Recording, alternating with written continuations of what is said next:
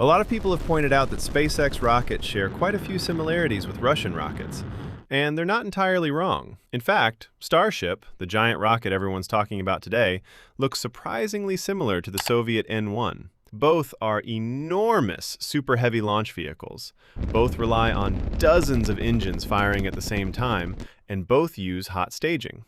So, is Starship just a modern version of the N1? Well, not exactly. In this video, we're going to break down these rocket designs, explore why they look so similar, and uncover the engineering decisions behind them. Because hidden beneath those similarities are some fundamental differences, and those differences may be the very reason Starship has a much better chance of succeeding where the N1 ultimately failed, bringing the dream of a truly reusable interplanetary transportation system closer to reality. But before we dive into the differences between SpaceX and Russia's rockets, you can make a huge difference right now by hitting that subscribe button. We're on the road to 50,000 subscribers, and in return, you'll be the first to get the latest SpaceX and aerospace updates. Now, let's get into it. The N1 was the brainchild of Sergei Korolev, the same rocket engineer who put the first satellite and the first human into space. His goal was simple: build a giant, super heavy launcher capable of sending around 75 tons into orbit and eventually carrying Soviet cosmonauts to the moon, and maybe one day even Mars and Venus. Unfortunately, Korolev died in 1966 before the rocket was finished, and the N1 never really got the chance to live up to that dream. It launched 4 times and exploded 4 times. As it turned out, getting 30 engines to behave like one giant engine is about as easy as getting 30 people to agree on where to eat. So before we talk about what SpaceX is doing differently, let's look at why people keep comparing these two rockets in the first place.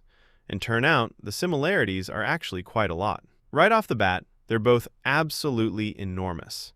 The N1 stood over 105 meters tall, weighed around 2,750 metric tons when fueled, and was designed as a true super heavy launch vehicle for crewed lunar missions. Back then, this thing looked like something straight out of science fiction.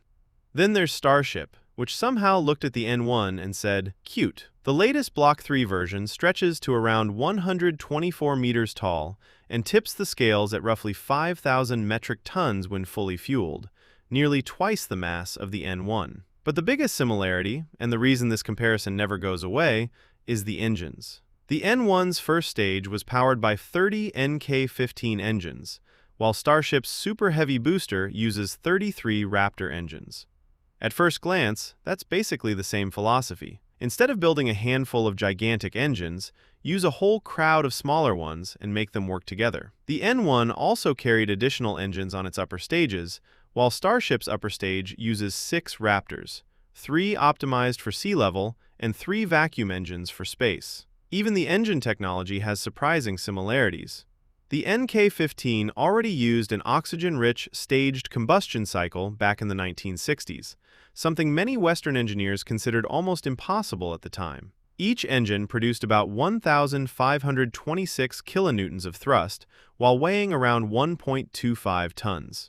Meanwhile, SpaceX's Raptor 3 sea-level version now produces around 250 tons of thrust, while the vacuum version reaches roughly 275 tons. Despite making more power dramatically, the engine weighs only about 1.5 tons, giving it an outstanding thrust-to-weight ratio. In other words, every kilogram of engine is pulling a lot more weight, making the entire rocket more efficient. So first off, they're both gigantic moon rockets. They both rely on dozens of engines firing at once, and they both pushed rocket engineering far beyond what anyone had attempted before. A very interesting thing about Starship is that one of its most advanced features actually comes from a Soviet missile designed back in the 1950s. Yep, one of the world's most futuristic rockets is borrowing a trick from Cold War engineering. The technique is called hot staging, where the upper stage lights its engines while it's still physically attached to the booster below. Instead of separating first and then firing its engines, both events briefly overlap. It sounds completely insane, and honestly, the first time you hear it, it kinda does. But there's a very good reason for it. Normally, during stage separation, the rocket coasts for a brief moment. That tiny pause might only last a second or two, But gravity never takes a break. Every second spent coasting is speed you're losing. Hot staging eliminates that pause by keeping the rocket accelerating almost continuously, squeezing a little more performance out of every launch. It also keeps the propellant settled at the bottom of the tanks instead of sloshing around in microgravity, making engine ignition much more reliable. The Soyuz rocket has been using hot staging for generations. One of its cleverest features is the open lattice interstage, a framework of steel beams instead of a solid tube. When the upper stage ignites, the exhaust blasts harmlessly out through the sides before the stages separate, instead of turning the booster below into a giant pressure cooker. Even the N1 moon rocket used the same basic concept. Several of its stages, like Block B and 5, used 8 and 4 hot-staged engines, respectively, to propel the rocket into low Earth orbit. So, when SpaceX decided to switch Starship to hot staging, they didn't reinvent the wheel. They modernized an idea that had already proven itself. However, when SpaceX adapted this Russian approach for Starship, it also had to overcome the unique challenges of making the technique work with a fully reusable rocket. The Soviet rockets were expendable. Once the stages separated, the booster's job was over. If the top of the booster got scorched by the upper stage's exhaust, nobody really cared. It was about to fall into the ocean anyway. Starship doesn't have that luxury. Super Heavy has to survive the blast, fly back to the launch site, get caught by giant mechanical arms, and do it all over again. That's a much tougher assignment. To make that possible, SpaceX added a massive stainless steel hot staging ring, essentially taking the Soviet lattice interstage and evolving it into a modern design that's both lightweight and strong enough to survive repeated flights. They also reinforced the top of the booster with a heavy-duty blast shield to protect its forward dome. Together, these components absorb the intense heat and pressure produced by Starship's Raptor engines, which are far more powerful than the engines used on classic Soviet rockets. So as you can see, Starship actually has a lot in common with the Soviet N1. They're both enormous, super heavy rockets designed to push the limits of what humanity can send into space. They both rely on an unusually large number of engines firing together, and they even share engineering ideas like hot staging that trace their roots back to Soviet rocket design. Looking at them side by side, it's easy to understand why so many people wonder whether Starship is destined to suffer the same fate as the N1. So, as you can see, Starship actually has a lot in common with the Soviet N1. They're both enormous, super heavy rockets built to push the limits of what humanity can send into space. They both rely on an unusually large number of engines firing at the same time, and they even share engineering concepts like hot staging, an idea that traces its roots back to Soviet rocket design. Looking at them side by side, it's easy to see why so many people wonder if Starship is destined to repeat the N1's disastrous history. But is it really headed for the same fate? Not necessarily. While the similarities are obvious, it's the differences between these two rockets that may ultimately determine whether Starship succeeds where the N1 failed. Having a large number of engines will always make an already incredibly complex machine like a rocket even more complex. More engines mean more plumbing, more wiring, more valves, more vibrations, and simply more opportunities for something to go wrong. Physics hasn't changed just because it's 2026. What has changed is almost everything else. In many ways, Starship is benefiting from more than half a century of hard-earned lessons. Every major rocket program that came before it, including the N1, has shown engineers what works, what doesn't, and, more importantly, what can go catastrophically wrong. One common misconception is that the N1 failed simply because it had too many engines. While having 30 engines certainly made the rocket incredibly complicated, that wasn't really the root of the problem. The bigger issue was that those engines, the NK-15s, were still relatively immature.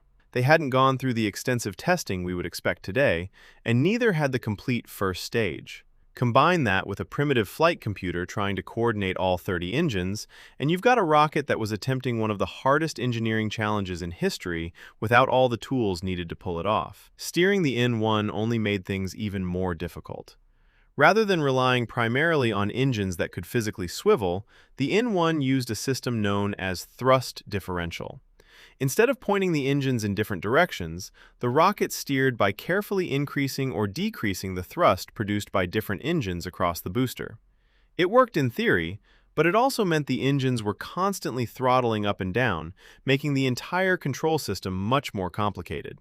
Starship approaches the problem in a completely different way. Rather than depending primarily on differential thrust, the Super Heavy booster is controlled mainly by its 13 center Raptor engines, all of which can gimbal, meaning they can physically swivel while firing.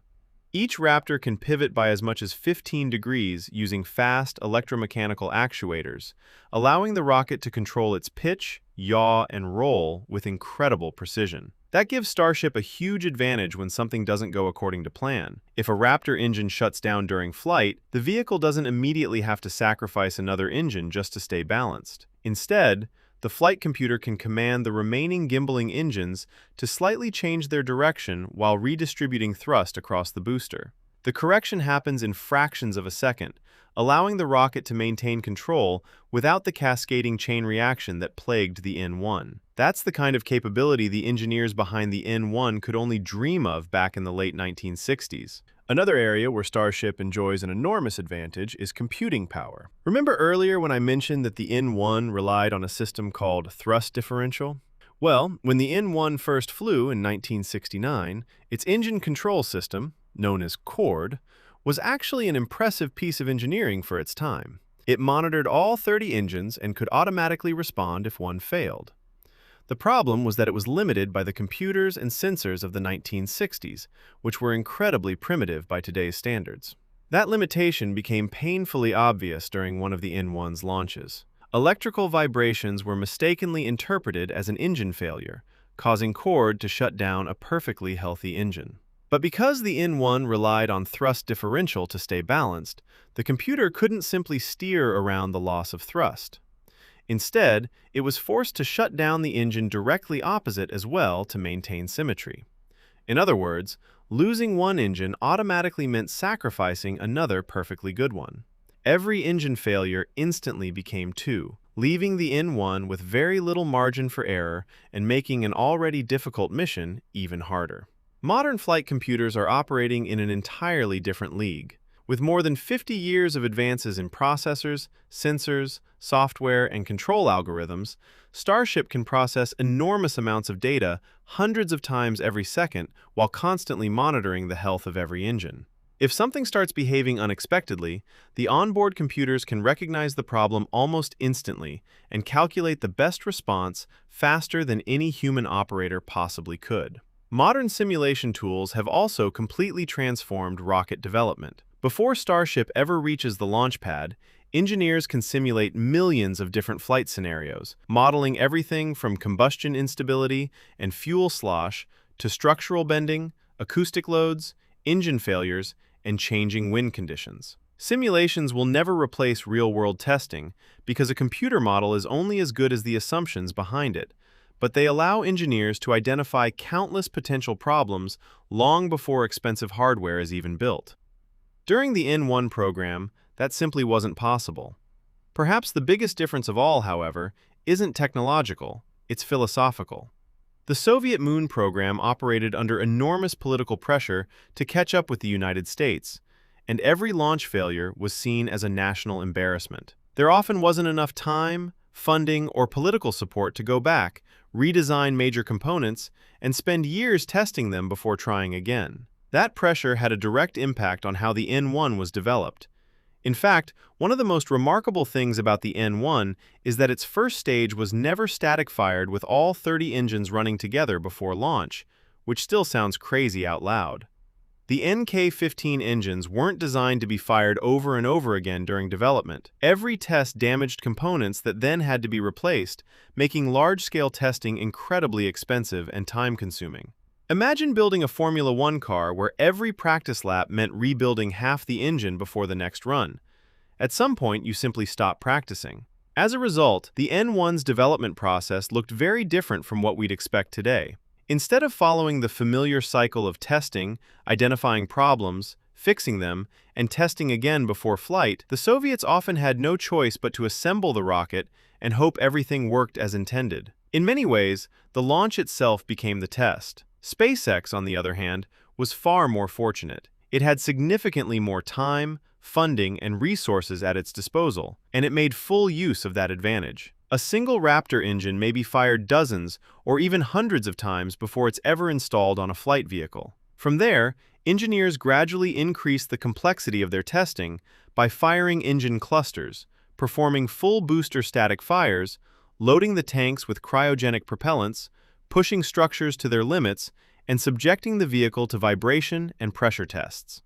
By the time Starship actually lifts off, its engines have already accumulated thousands of seconds of runtime, giving engineers a much clearer understanding of how the system will behave. SpaceX also expects failures. That doesn't mean engineers want rockets to explode, of course, but they accept that failures are an inevitable part of developing something as ambitious as Starship. Early prototypes collapsed on the test stand, some exploded shortly after launch, others ended their flights in spectacular fireballs, and each one provided valuable data that fed directly into the next design.